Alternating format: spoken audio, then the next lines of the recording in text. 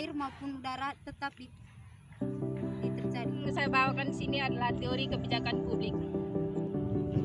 Kebijakan publik itu sendiri adalah suatu aturan yang dibuat oleh pemerintah dan merupakan keputusan dari politik untuk mengatasi berbagai persoalan.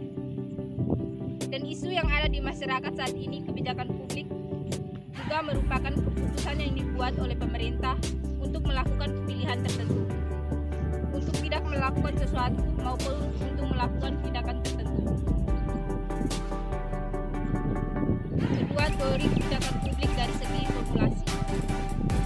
Kebijakan publiknya formulasi kebijakan adalah sebagai bagian dalam proses kebijakan publik merupakan tahap yang paling krusial karena implementasi dan evaluasinya hanya dapat dilaksanakan apabila tahap formulasi kebijakan telah selesai. Dari formulasi yang diambil, apabila terjadi kegagalan suatu kebijakan, suatu program dalam mencapai kebijakan itu, sebagian besar bersumber pada pengelolaan tahap formulasi. Selanjutnya, implementasi kebijakan publik. Implementasi kebijakan publik merupakan salah satu tindakan untuk mencapai tujuan yang telah direncanakan sebelumnya terhadap pengambilan keputusan. Implementasi kebijakan publik adalah tahapan penting dalam realisasi kebijakan publik secara komprehensif. Dan untuk mengukur pencapaian sasaran atau tujuan-tujuan yang diinginkan dari suatu kebijakan, ada faktor yang mempengaruhi keberhasilannya, yaitu komunikasi, sumber daya, disposisi. Materi selanjutnya tentang evaluasi kebijakan publik, di mana suatu upaya untuk mengukur atau menilai serta mengidentifikasi faktor-faktor yang mempengaruhi berhasil atau tidaknya suatu tindakan kebijakan dalam lingkup yang lebih umum atau keseluruhan dan tahapan kebijakan publik. Tujuan dari evaluasi kebijakan publik ini adalah untuk memberikan informasi yang valid tentang kinerja kebijakan. Evaluasi mengungkapkan dan mengukur seberapa jauh yang tercapai. Di sini saya akan menjelaskan salah satu contoh permasalahan kebijakan publik, di mana contohnya yaitu tentang pembuangan sampah. Pembuangan sampah yang ada di Kota Kupang terjadi hanya memindahkan sampah ke tempat pembuangan sementara TPS ke tempat pembuangan air TPA, di mana setelah melakukan pemindahan sampah ke TPA, mereka memusnahkannya secepat mungkin dengan proses pola pengelolaan, di mana ini mengakibatkan pencemaran lingkungan, yaitu pencemaran tanah, air, udara, dan itu akan terjadi secara terus-menerus.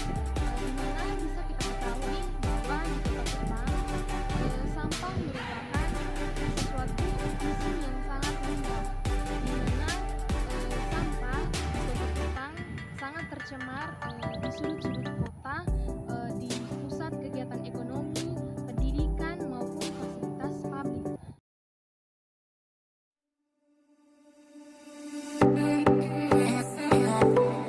Masalah sampah di Kota Kupang bukan merupakan hal yang baru.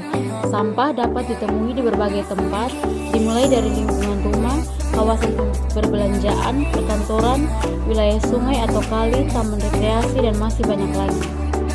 Dapat dilihat, ini adalah tumpukan sampah.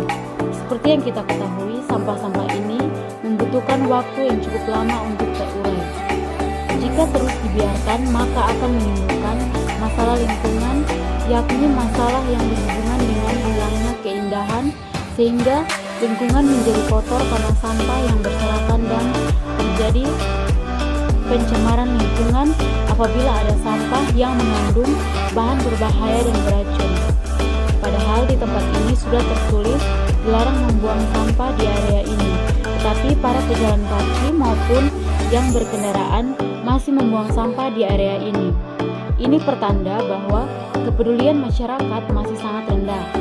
Hal inilah yang akan menimbulkan berbagai macam masalah, antara lain yang pertama akan merusak pemandangan, seperti yang kita lihat tumpukan sampah ini berada di depan jalan raya. Yang kedua, tumpukan sampah ini akan mendatangkan bau yang tidak sedap bagi para pejalan kaki maupun berkendaraan. Nah, dari video tersebut dapat diambil kesimpulan, yaitu dalam rangka upaya mendukung kebijakan pemerintah yang termasuk dalam agenda pembangunan sesuai RPJMN, pemerintah Kota Kupang sudah membuat kebijakan-kebijakan tentang pengelolaan sampah sebagai salah satu wujud implementasi kewenangan pemerintah Kota Kupang dan juga menjadi landasan hukum bagi pemerintah Kota Kupang dalam pengelolaan sampah rumah tangga dan sampah sejenis sampah rumah tangga. Nah, kebijakan-kebijakan terkait pengelolaan sampah tersebut antara lain yang pertama, Peraturan Daerah Kota Kupang Nomor 1 Tahun 2018 tentang Rencana Pembangunan Jangka Menengah Daerah Kota Kupang tahun 2017 sampai 2022. Yang kedua, Peraturan Daerah Kota Kupang Nomor 3 Tahun 2011 tentang penyelenggaraan penanganan sampah rumah tangga dan sampah sejenis sampah rumah tangga. Yang ketiga, Peraturan Daerah Kota Kupang Nomor 4 Tahun 2011 tentang penyelenggaraan pengurangan sampah rumah tangga dan sampah sejenis sampah rumah tangga.